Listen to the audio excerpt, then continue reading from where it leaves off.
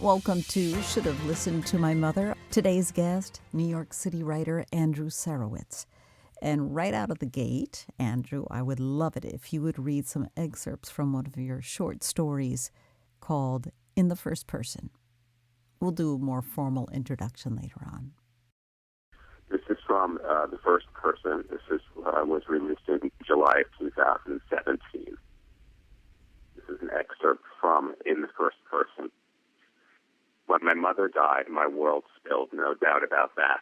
But by the time she passed away, the formidable ally she'd been had faded into another woman I adored, but with only perfumes and shadows of the mother I was so scared would leave me.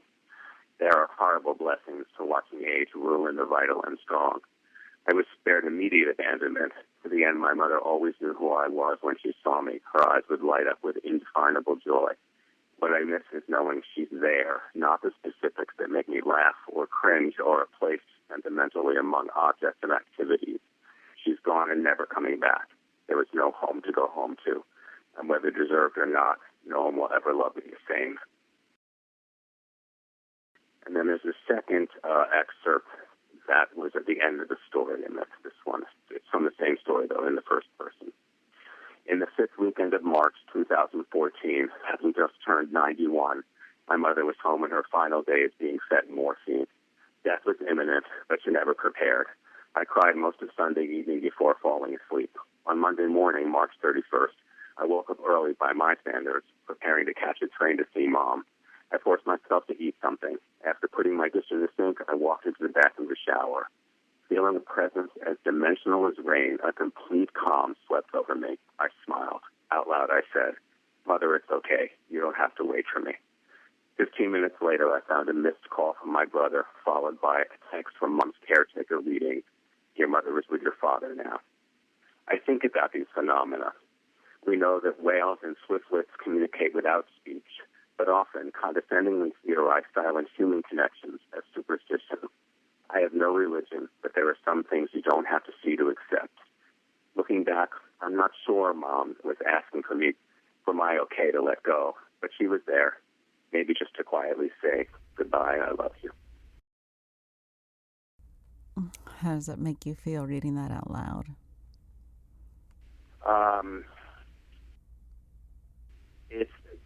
My mother was more than one person for me, and looking at her at the final days is very difficult for me still.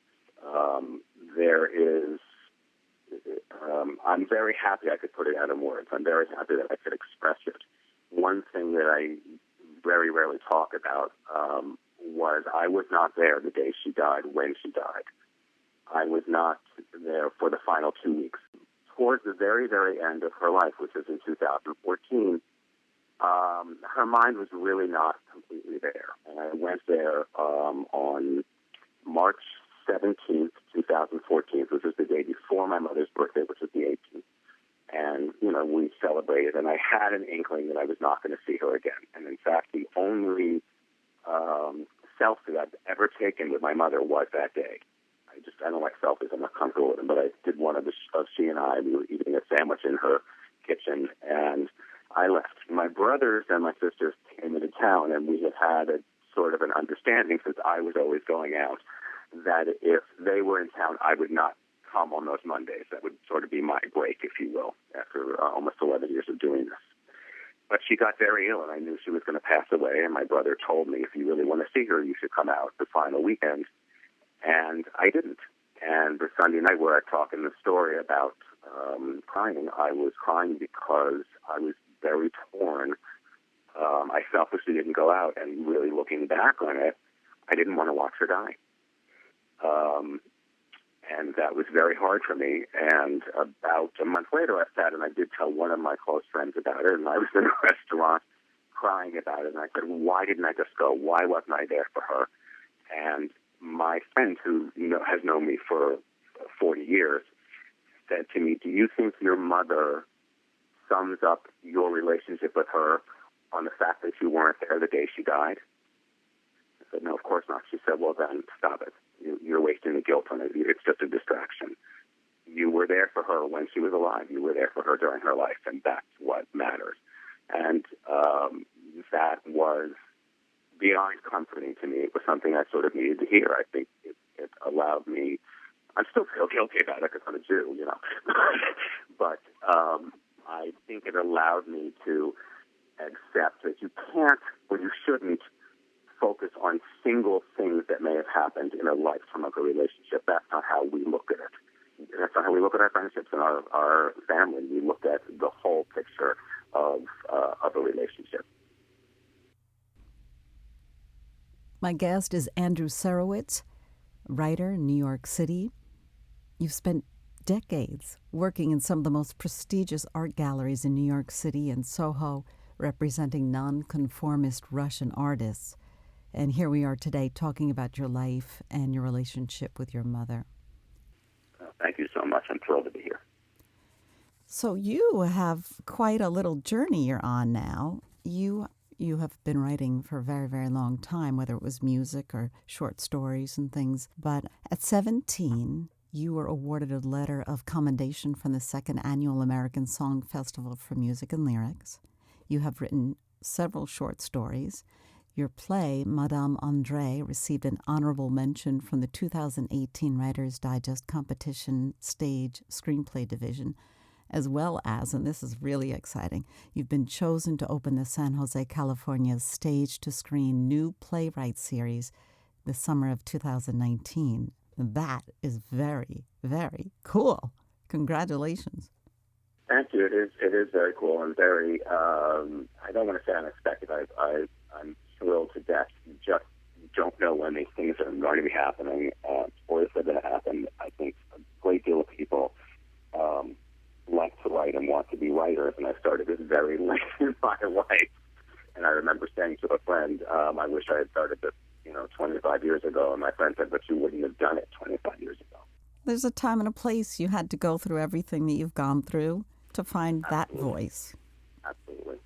And I think actually relevant to my mother, I had written before, and I'd had a couple of pieces that were published, but when my mom passed away in the spring of 14, I didn't intentionally stop writing. I just really was not creating anything well, and it was not for an entire year that I was able to sort of get back in the creative swing in a way that I thought was productive. And it was the pieces written about her. It was parts that are in the piece that I read from the first person, which is vignettes or pieces of my life that I put together. What is your mom's name? My mom was Judith Bresson Sarewitz. Her middle name was actually Alice, but when she married, I think it was probably pretty typical back in the 40s. She dropped her middle name and used her maiden name as her middle name.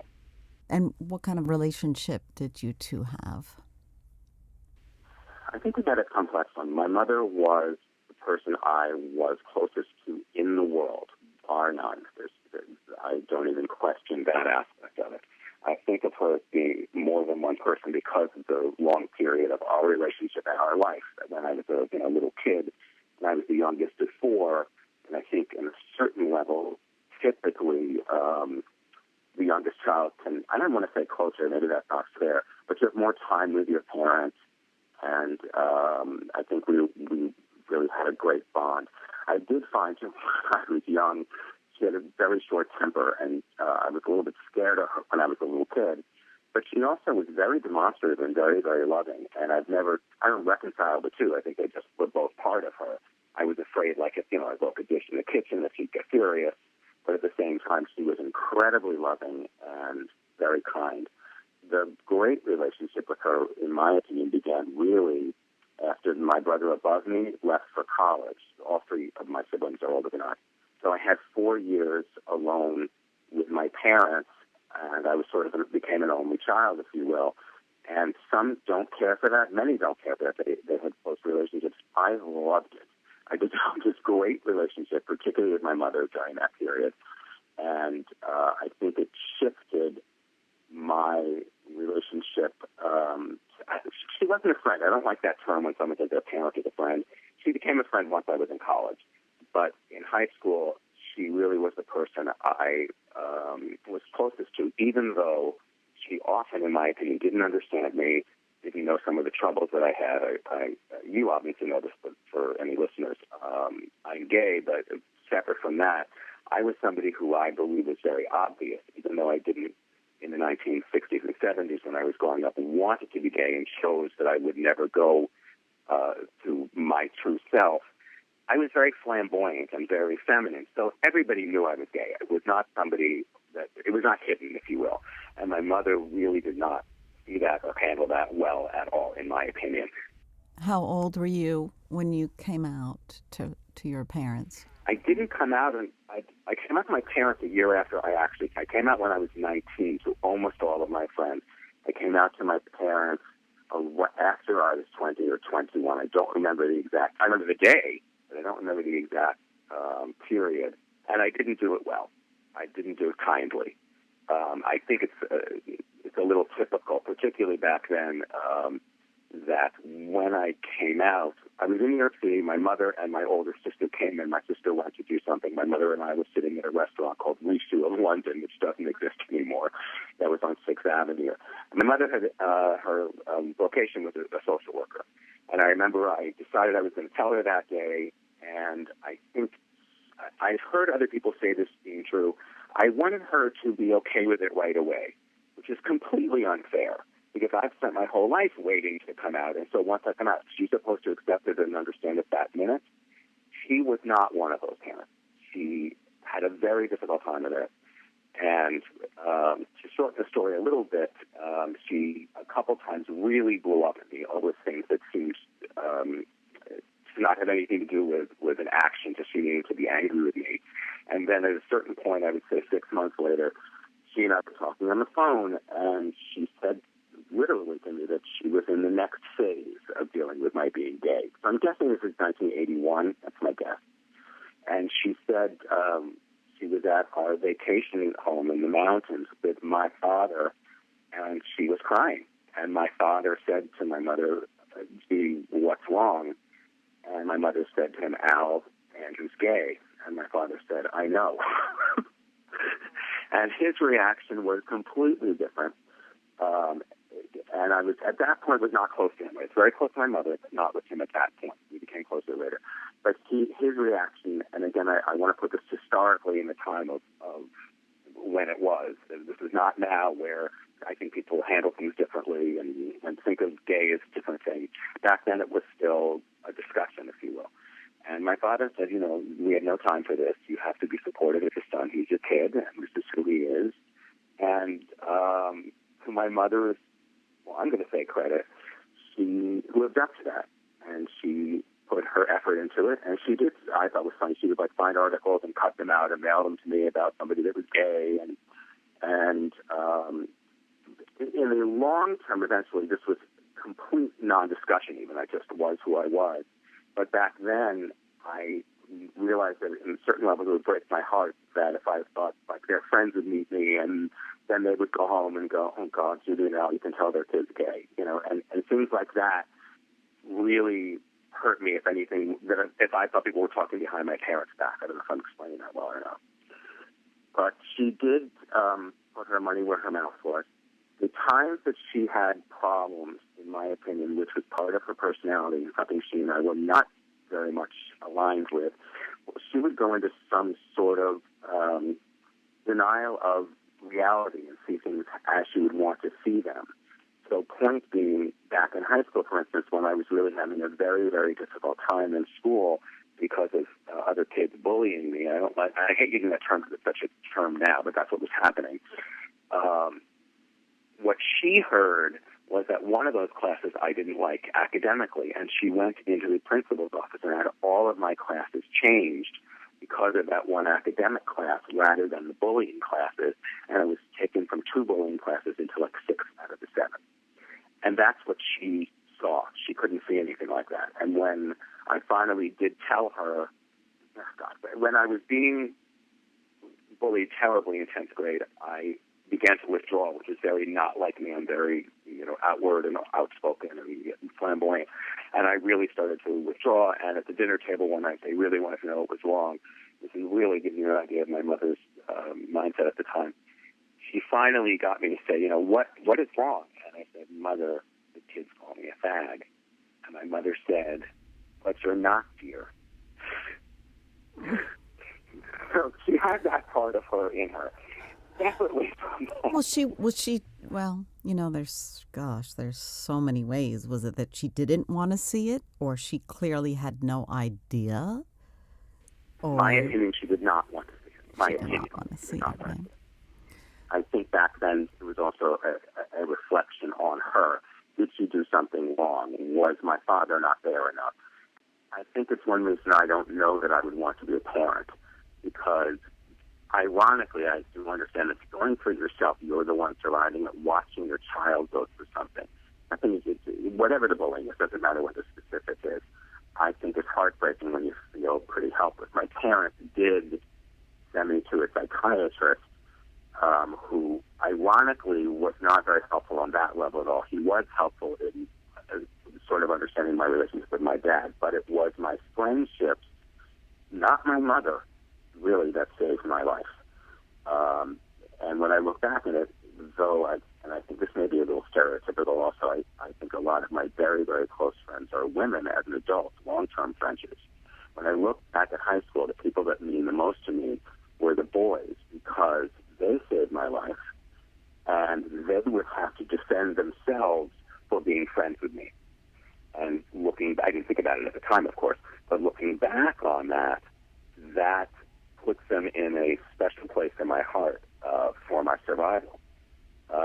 Where my parents did come in with this is, for instance, that in 10th grade, when I became friends with a whole group of boys that were a year or two older than me, I had parties at my house every weekend, and my parents just allowed us to do that and to come into the house and to use it. I think for also meant they didn't have to worry about where the hell I was. But I think on that level, being the youngest child probably benefited me, because my mother, was much more relaxed. Who cares? As long as they don't, break anything, they're fine. One of the things that I found interesting about my mother that I thought, in my opinion, was interesting was that I hadn't sort of thought of this, but when my father began to get to know me in my 20s, my mother told me much, much later in her old age that she had said to my father, "You're going to lose him because you don't have anything in common with him, so you either make an effort or you're not going to have a son." And he did make an effort, which ended up being one of my great friendships was with my father. But my point in telling you that was, it sounds so trite, but I hadn't sort of realized that a lot of what I adored about my mother was my father. That they were almost a package deal. Even though I had very separate individual relationships with them, they were one of those sort of old-fashioned, they would call codependent now, relationships, where they didn't take vacations apart. They didn't, they did everything together. When my dad died in 2006, my mother was holding his hand. I mean, this is the kind of relationship they had. And there was even a downside for that. My mother told me, because once he died, she went into a 7-year depression, and she never really pulled out of, because he was so much a part of her. But, back to your point, I had a great adult relationship with them, and in the days when they were still healthy, I used to go to Key West all the time. There were 2 winters in a row that I invited them to join me, and I was staying at an all-men's guest house. I mean, they knew everything about me at this point. This is probably, I'm going to say, in the mid-1990s, to the late 1990s, and they stayed at a bed and breakfast 1 block apart from where I was, and we would spend a week together and do lunches and dinners, and I would go out and do my thing. And that's really how close I had become with them. That not only did I want them in my life and in something that was in a sense very private, which is my gay vacation, if you will, which is what Key West was at the time, but also that they trusted me enough that, so you do that, and then you go do whatever you want at night. And we had that other saying, you have to babysit for them or be with them the whole time. It was a great, great alliance and friendship. Did your mom work when you were a kid? She went back to work for the National Multiple Sclerosis Society at some point when I was in elementary school. I don't remember what grade it was. She went back 2 or 3 days a week, and she had actually an interesting job. She did not have a master's for social work. What she did, if I recall correctly, from the Multiple Sclerosis Society, which was in Montclair at the time, was, how do I explain this well? If you were, she'd be an advocate. So let's say you were somebody who couldn't work and they were knocking down your door to throw you out of your apartment in the poorest areas of Newark, my mother would go down there and stop them from doing it. And so she actually had quite an interesting and I think difficult job socially, because it was, you're facing people up front and saying, I'm protecting these people and they have to stay in their house and they have no money. And so she sort of saw the sad and harder parts of this debilitating disease. She did that for, I guess, the rest of the time I was in school. Did your mother go to college? Yes, she went to Syracuse. I did not know that for many years because she didn't like it. I think it was because it was a very sorority-strong kind of school, and this is where my mother and I sort of are like, we're not really joiners this way, and I think she felt alienated. I don't know that I'm saying it. She then came to Baltimore and went to Goucher, and she loved it. And so this was probably 1942, something like this.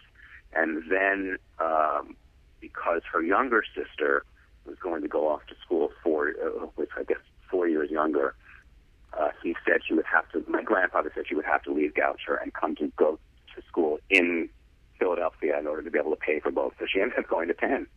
So she was at the University of Pennsylvania, where my father also ended up. So they met before that, but they were both at the same time. Does she have a strong mom figure in her life, maternal? That's interesting. Yeah, she had a very strong mother figure. My grandmother's name was Reggie. My mother had two younger sisters, and Reggie was their mother. My mother was very, very close to her. I was close to her also, but she died when I was 12, and I don't remember a great deal of it. I do know from my mother's point of view we were close. What I also know is that I was away at summer camp in 1971 when my grandmother died, and I did not know it. I had a severe earache, and I had I'm going to call it a vision, a dream or something, that she had died. And I called home, and nobody told me that she had died. I'm shortening the story, but my parents came to visiting day 2 weeks later, and she had died. So I think that as with my mother, where I had some sort of sixth sense connection, I had that with my grandmother also. She and my mother had a relatively volatile relationship, which I thought was interesting because my mother and I had that. You can be both close and have a volatile relationship. And one of the stories that my mother told me about, again, very, very late in their life, was when she married my father. They married at 21. People did not approve of this. Even though you think of back in the 40s that people got married young, and if you were 25, you were an old spinster. But they got married at 21 with my father in the Army and no money, and they really had nobody's approval. And one day my grandfather, my mother's father, went to visit them when they were living in a little apartment in Rittenhouse Square in Philadelphia over a rug company that is still there, a rug store that's still in Rittenhouse. And my mother served them, I don't know, grilled cheese or something. My grandfather grilled cheese, and he kind of got upset with her and said, "What is this? Why aren't you cooking dinner?" And my mother said, "We have, no money." And my grandmother had known this and not really thought it through. And my grandfather then, of course, started to help them support themselves during that period. But she, I think, in her disapproval of their getting married, sort of brushed over the fact that things would be this difficult for them. I just find that kind of interesting because I don't really know my grandmother well. I just think of her as having been this incredibly generous, kind woman. But I think her relationship with my mother was a difficult one. And the other thing my mother did tell me was that she felt that my grandmother was a little bit jealous when my mother got married because my father, in a sense, took her away from my grandmother. Yeah, I think that has all of the above. Yep. Whether it's out of concern or worry that it's going to be hard or they're not going to make it, parents, they have so many different ways of communicating how they feel, just the same as children, right? Absolutely. They may come out and be angry, but they're really scared and afraid. We all do that. So in your house, was it calm? Was your mom determined to not be like her mom? I don't think of her as thinking how her mother behaved. I was very cognizant not to do what I didn't like about my mother as a human. But I don't know what she thought about her, whether she was repeating what her mother did or not. She was very family-oriented. She was was we always had dinners together. She made breakfast every morning. She squeezed orange juice, which I couldn't have cared less about. We all vacationed together unless the kids went off to summer camp. Was she a good cook? She was a very good cook. And she cooked, which was sort of a waste on me because I was such an finicky, disgusting eater, unless it was like a tuna fish sandwich, I didn't really care. But yeah, she cooked my that. gosh. It's ridiculous.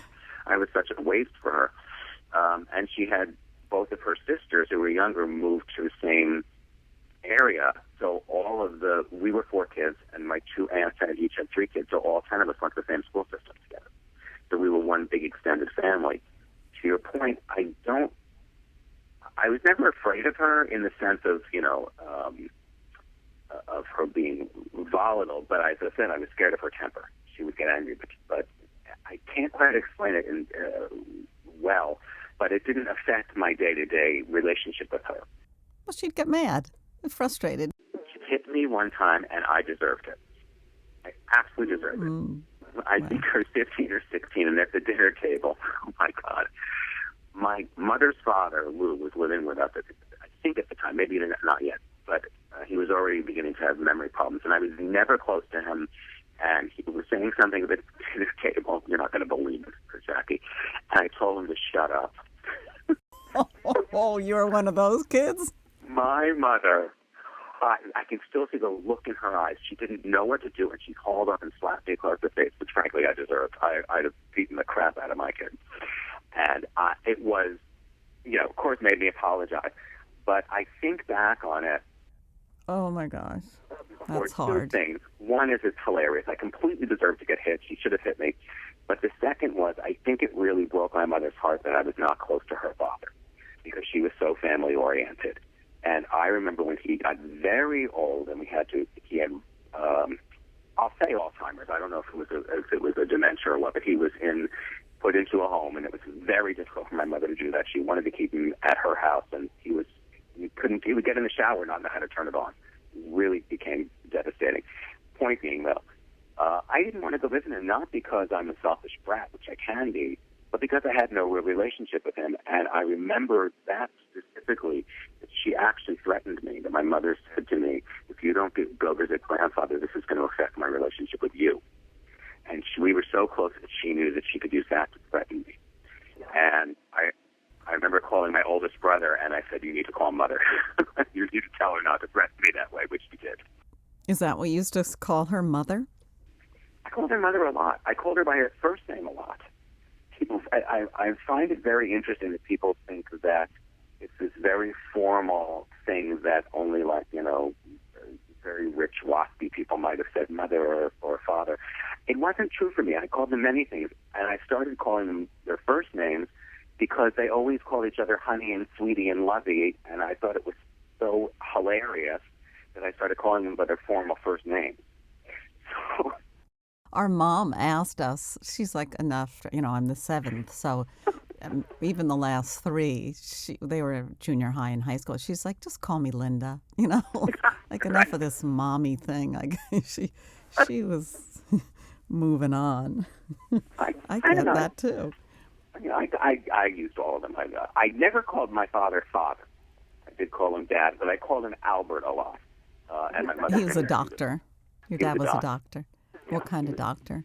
He was a cardiologist, and he was, I didn't know this till after he died, but he was the first Jewish doctor allowed to be part of what's called Orange Memorial Hospital at the time in Orange in their cardiology department or whatever.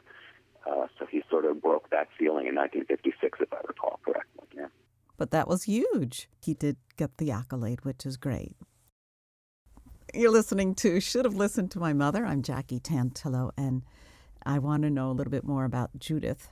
What was the kind of thing that your mom did or said that let you know that she loved you and trusted you and believed in you? What kind of actions or words?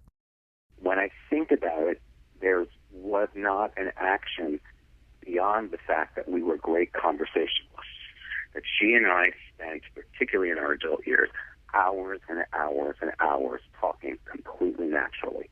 That this was our great connection. That it wasn't her support of me when I wasn't an academic. I come from a very academic family, and looking back, there's a probability that I have some sort of reading deficit that they would not have looked at in the 1970s. I could not, for instance, if somebody told me I have to read 500 pages of the book by Monday, I literally could not do it for whatever reason. I'm a very slow reader. I don't know what it is. But anyway, it wouldn't be those kind of things or her support. It was the fact that she would listen and talk and be with me. And I think it's one of the great things she and I have in common, in my opinion, is that we are both listeners. What would you talk about? By the end, absolutely everything. No, not by the end. The end was different. In the middle, about absolutely everything. Work, men, love. I was always curious about her family, about her growing up. I was interested that she thought that my father was the one who garnered all of the social attention. That they both had friends. It wasn't one of those where my mother had friends whose husbands were friends of my father. My father has his own friends. My mother has her own friends. They all were friendships together. I think it's one of the reasons that I have good friendships is I understood their ability to maintain and have long-term friendships with people. But I was interested that she felt my father was the one with charisma. My father was the one that everybody adored, and that she sort of was in the shadows of him. That may have been a reality. I don't know that that's not.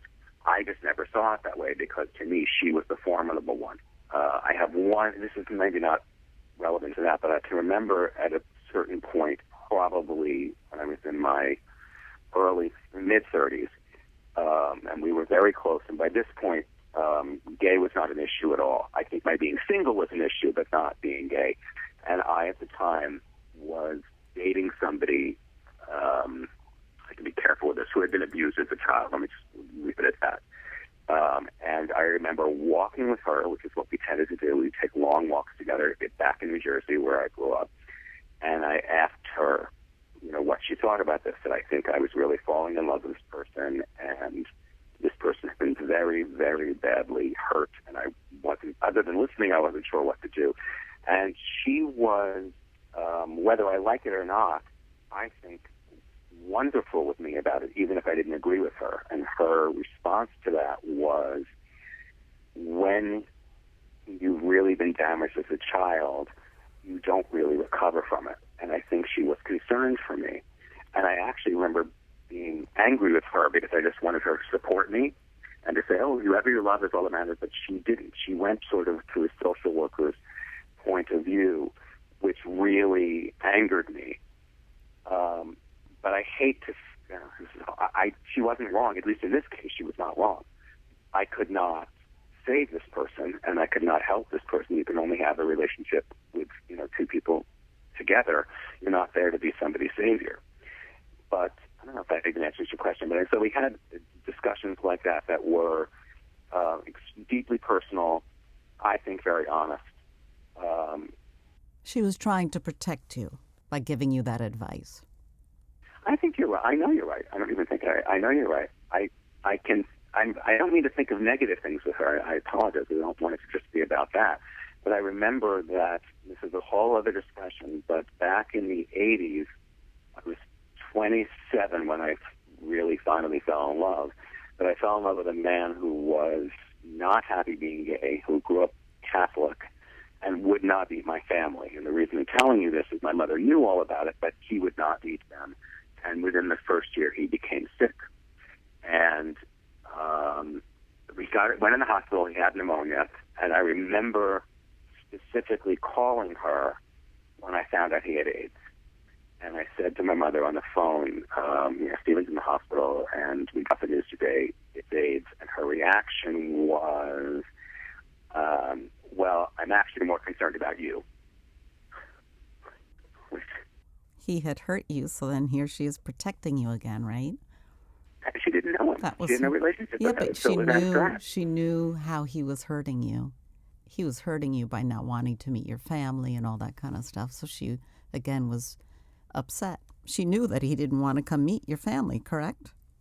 Yeah, absolutely. But that's not what you wanted to hear. You wanted to hear some compassion and, your heart was completely crushed.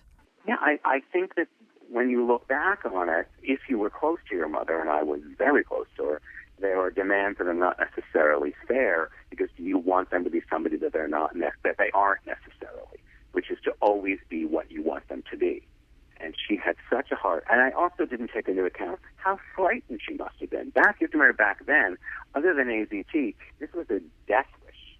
Nobody, people, we didn't know anybody our age. I was 28 when he was diagnosed. He was 31. Anybody we'd even heard about having AIDS at this point was in their 40s. We didn't know anybody our age. And they didn't live. They didn't live. And he didn't live, exactly. And he died horribly. And my father was I don't want to say the opposite, but was different because at this point in my relationship with him, I called him and said, I need to come home and get tested. I am telling you that I am negative. And there's a reason that I felt that because we only had safe sex. Even so, you don't really know. Things can break. Mm-hmm. There was other whatever. And I remember saying to my father, you need to tell me the truth. If you cannot handle this, and I completely understand if you cannot, you need to tell me and I will do this with somebody else. And my father said, no, I want to be involved. And so his way of survival for this was to be proactive. Hers was to be in some sort of denial.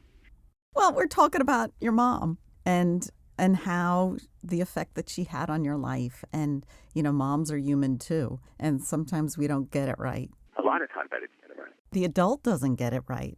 So I don't remember ever doing this before, this role. So you learn, and that's why I love having these conversations so people can learn from other people's experiences, That's the wisdom. Obviously, hindsight is 20/20. Right. So that's why I love hearing about these experiences. Answer my question. Are you who you are today because of your mom or in spite of your mom? Absolutely because of her, though I don't think we that she and I would have gone the same directions. That I think my strength is from her, my tenacity is from her, my ability to be compassionate and to listen, and my stubbornness is from her, but the base of her was about family and marriage, and because of the trajectory of my life, whatever that may be, is completely a separate direction. And that was almost, that could have been the break between she and I, that I did not want to be part of the extended family as an adult, which is a whole other discussion. But absolutely because of her, not in spite of her. We looked alike. We were very much alike in the core of who our being was, but how we handled life was very differently. So I don't like this term, but she gave me the wings to fly. I don't like that. It's such a trite term, but it's completely true. She gave me everything that she was, whether she liked it or not, and I had the strength because of her to be who I am. Well, she must have had a pretty intense upbringing as well, but your roots are what has made you strong. I think so. And they were very much there for me. I think even the fact that they had a good marriage was helpful for me when I look at friends who came from relationship where their parents did not have good or healthy relationships, that I saw what love was, that they were very supportive of me.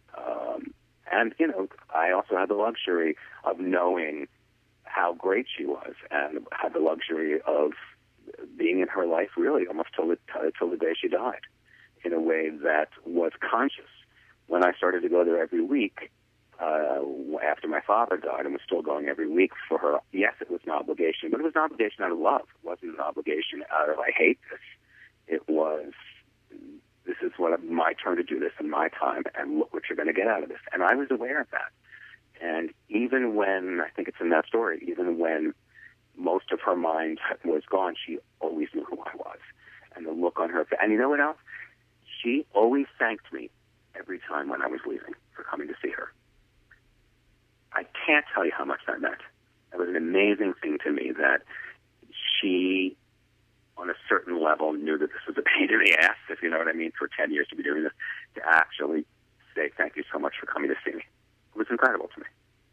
That's pretty great.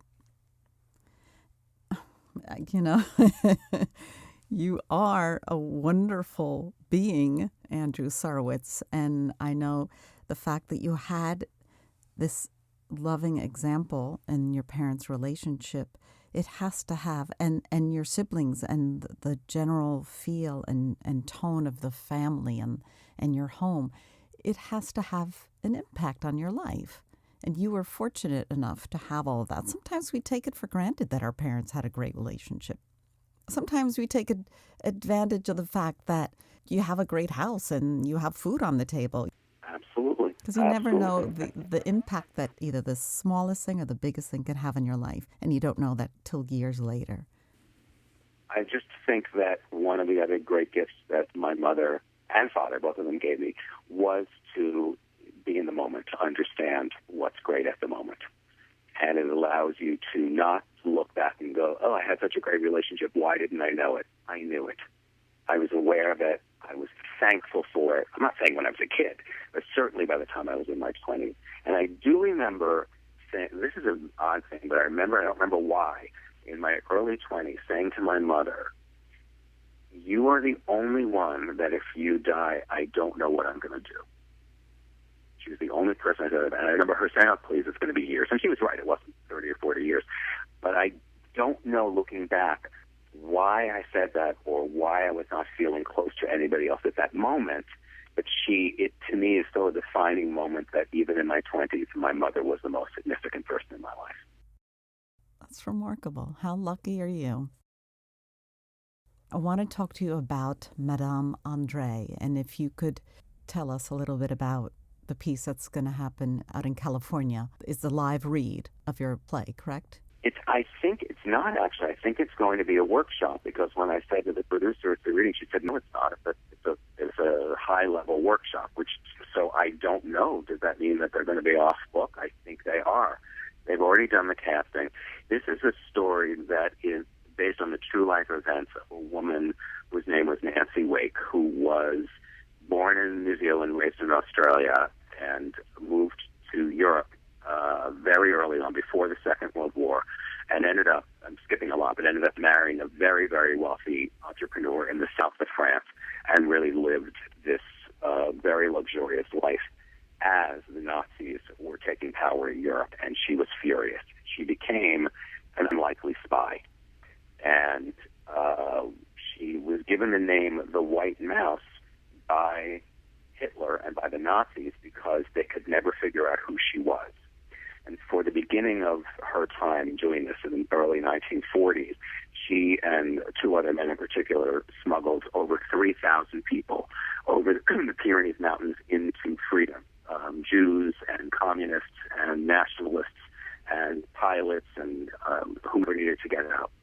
And then later she would actually get formal training in England and then be dropped back in 1943, I believe, into the forests of France, where she was one woman among thousands of men that were called the Maquis, which were the forest fighters of the resistance in France. And she's a huge heroine. And I knew nothing about her. She died in 2011, and a friend of mine wrote me the obituary, and I read everything on her and started to write this play. Edited, it's very hard to edit because it's so long, and what I've done is I have it as something where three actresses play this one character at different ages, at age 20, at age 34, and age 73. But rather than having the actors tell the story chronologically, they're all on stage together, and that way they can banter and talk to each other and tell the story, interpret the story their own way from beginning to end. And I have them talking to the audience. So to your point, it also could be something done with a script if I'm lucky enough. But as I said, I don't think it will be in this case. It did win the honorable mention, as I said, I was sent it everywhere, from the Writer's Digest, and it just won another one from New Works of Merit, also got an honorable mention. And then last year I heard from this new festival, which is called Stage to Screen. And it's going to premiere for 1 week in August out in San Jose, California, and I won first prize. Well, congratulations. Thank you so much for joining me. Andrew Sarewitz, please keep an eye and ear out for his works. I'm Jackie Tantillo, and you've been listening to Should Have Listened to My Mother. We have lots more to talk about next week as we have another new episode. You can subscribe or share with your friends wherever you listen to podcasts, or check out my Should Have Listened to My Mother Facebook page. See you next week.